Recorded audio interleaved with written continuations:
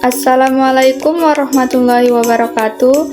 Perkenalkan, nama saya Nurul Mahfiratul Nanda, NPM 253200153, kelas 1A, Program Studi Manajemen, Fakultas Ekonomi, Universitas Asahan. Di sini saya akan membuat video presentasi tugas bahasa Indonesia dengan dosen pengampu Bapak Budi Wijaksono MPD. Saya akan membahas materi tentang penalaran. Pengertian penalaran. Dalam Kamus Besar Bahasa Indonesia KBBI, diartikan sebagai cara menggunakan nalar, pemikiran atau cara berpikir logis, proses mental dalam mengembangkan pikiran dari beberapa fakta atau prinsip yang ada. Dalam buku Kemahiran Matematika 2010, disebutkan bahwa penalaran adalah cara berpikir spesifik untuk menarik kesimpulan dari premis-premis atau antecedents yang ada. Jadi, penalaran adalah kemampuan untuk menilai sesuatu secara rasional dengan menerapkan sistem logika berdasarkan informasi baru atau yang sudah ada ketika membuat keputusan atau memecahkan rumusan masalah, sehingga memungkinkan untuk menimbang keuntungan dan kerugian dari tindakan-tindakan sebelum memilihnya. Ciri-ciri penalaran. 1. Logis. Suatu penalaran harus memenuhi unsur logis. Artinya, pemikiran ditimbang secara objektif dan berdasarkan data yang valid. 2. Analitis. Artinya, tindakan berpikir tidak terlepas dari imajinasi seseorang untuk merangkai, menyusun atau menggabungkan arah pikiran menjadi suatu pola tertentu. 3. Rasional. Fakta atau kenyataan yang benar-benar dapat dipikirkan. Pengertian proporsi dan tren. Proporsi adalah pernyataan yang lengkap dan bentuk subjek predikat atau kesatuan tren-tren yang membentuk kalimat. Kalimat yang tergolong proporsi hanyalah kalimat berita yang netral, sedangkan kalimat lain seperti kalimat perintah atau kalimat inversi tidak dapat digolongkan sebagai proporsi karena kalimat-kalimat tersebut umumnya tidak lengkap. Contoh, pertama, ayam adalah kelas burung. Kedua, adik tidak sakit. Ketiga, dia berdiri di pinggir pantai. Trem adalah kata atau kelompok kata yang dapat menjadi subjek atau predikat dari kalimat proporsi. Contoh, semua tebu manis. Semua tebu adalah trem. Manis juga trem karena unsur-unsur tersebut menjadi subjek atau predikat kalimat bersangkutan. Penalaran ada dua jenis. 1. Penalaran induktif. Penalaran induktif adalah proses berpikir yang menghasilkan kesimpulan umum berdasarkan sejumlah kasus atau contoh khusus. Penalaran induktif bersifat probabilistik, artinya kesimpulan yang dihasilkan tidak selalu benar atau pasti, tetapi memiliki tingkat kepercayaan atau kebenaran tertentu. Ciri-ciri penalaran induktif. Penalaran induktif memiliki beberapa ciri-ciri antara lain. 1. Diangkat dari pengamatan atau pengalaman empiris terhadap sejumlah kasus atau contoh khusus. 2. Menggunakan pola atau kaidah tertentu untuk menemukan kesamaan atau perbedaan antara kasus atau contoh khusus tersebut. 3. Menarik kesimpulan umum yang berlaku untuk menemukan kasus atau contoh khusus tersebut, atau untuk kasus atau contoh khusus lain yang serupa. Jenis-jenis penalaran induktif. Penalaran induktif dapat dibedakan menjadi 4 jenis antara lain. 1. Penalaran analogi, yaitu penalaran yang menghubungkan dua hal yang berbeda tetapi memiliki persamaan tertentu, dan kemudian menyimpulkan bahwa hal-hal tersebut juga memiliki persamaan lainnya. Contoh, kucing dan anjing sama-sama hewan peliharaan yang bisa dilatih, jadi kucing dan anjing juga sama-sama belajar bahasa manusia. 2. Penalaran generalisasi, yaitu penalaran yang menyimpulkan sesuatu yang berlaku secara umum berdasarkan sebagian dari populasi atau sampel. Contoh, sebagian besar siswa di kelas 10 suka membaca buku, jadi semua siswa di kelas 10 suka membaca buku. 3. Penalaran kausalitas, yaitu penalaran yang menyimpulkan hubungan sebab akibat antara dua hal atau peristiwa berdasarkan keteraturan atau kebiasaan. Contoh, setiap kali hujan, jalan menjadi basah. Jadi, hujan menyebabkan jalan menjadi basah. 4.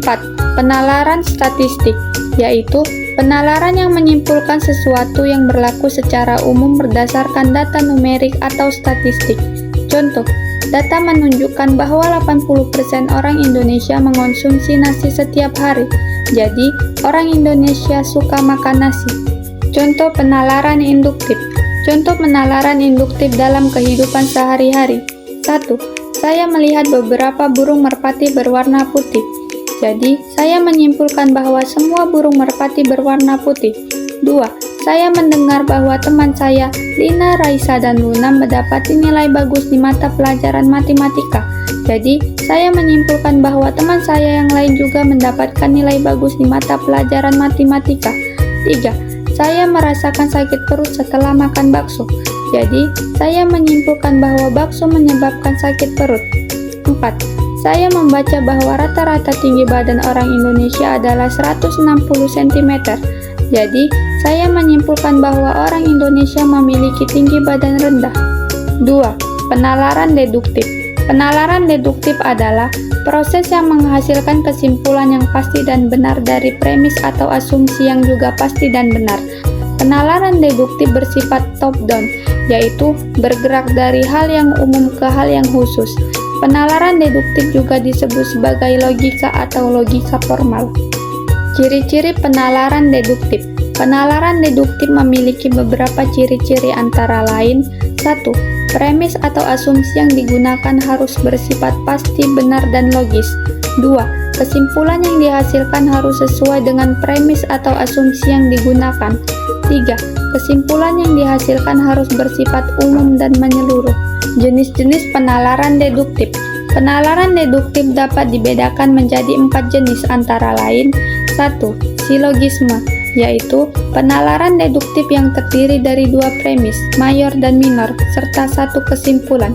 Contoh, semua manusia adalah makhluk hidup, premis mayor. Budi adalah manusia, premis minor, maka Budi adalah makhluk hidup, kesimpulan. 2. Entimen, yaitu penalaran deduktif yang terdiri dari 1 premis dan 1 kesimpulan. Contoh, semua bunga mawar berduri, premis, maka bunga mawar di taman berduri, kesimpulan. 3. Dilema, yaitu penalaran deduktif yang terdiri dari 2 premis yang saling bertentangan, serta 1 kesimpulan yang mengandung pilihan. Contoh, jika saya belajar, saya akan lulus ujian, premis 1. Jika saya tidak belajar, saya akan gagal ujian, premis 2. Maka, saya harus belajar atau gagal ujian, kesimpulan. 4. Reduksi ad absurdum, yaitu penalaran deduktif yang terdiri dari 1 premis dan 1 kesimpulan yang menyangkal premis tersebut dengan cara menunjukkan konsekuensi yang tidak masuk akal. Contoh, jika bumi datar, maka kita bisa melihat ujung bumi, premis, namun kita tidak bisa melihat ujung bumi, konsekuensi, maka bumi tidak datar, kesimpulan. Contoh penalaran deduktif. Contoh penalaran deduktif dalam kehidupan sehari-hari. 1. Semua hewan berkaki 4 adalah mamalia, premis, kucing adalah hewan berkaki 4, premis, maka kucing adalah mamalia, kesimpulan. 2. Semua orang yang merokok terkena kanker paru-paru, premis, Rina merokok, premis, maka Rina beresiko terkena kanker paru-paru, kesimpulan. 3. Jika hari ini hujan, maka jalan akan basah, premis, hari ini hujan, premis, maka jalan basah, kesimpulan. 4. Jika saya makan banyak, saya akan gemuk, premis, saya tidak ingin gemuk, premis, maka saya tidak makan banyak, kesimpulan. Kesimpulan dari materi penalaran ini adalah penalaran umumnya merujuk pada kemampuan untuk berpikir secara logis dan rasional dalam menyimpulkan informasi serta menyelesaikan masalah. Kemampuan ini sangat penting dalam kehidupan sehari-hari karena memungkinkan kita untuk membuat keputusan yang tepat dan menghindari kesalahan dalam berpikir. Tanpa penalaran yang baik, kita bisa terjebak dalam kesimpulan yang salah atau tidak akurat. Sekian video presentasi dari saya akhiri. Wassalamualaikum warahmatullahi wabarakatuh.